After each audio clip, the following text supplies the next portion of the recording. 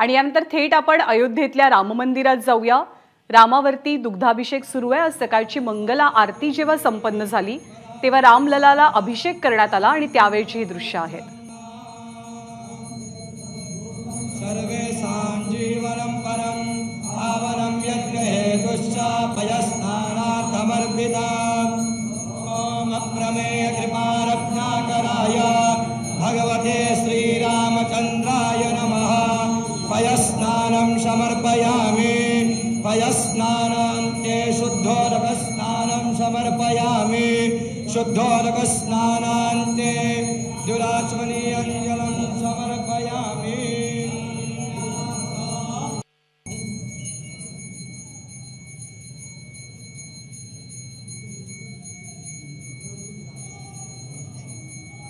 पृथिव्यां पयोषधीषु पयो दिव्यन्तरिक्षे पयोधाः पयस्वतीः प्रदिशः सन्तु मह्यम्।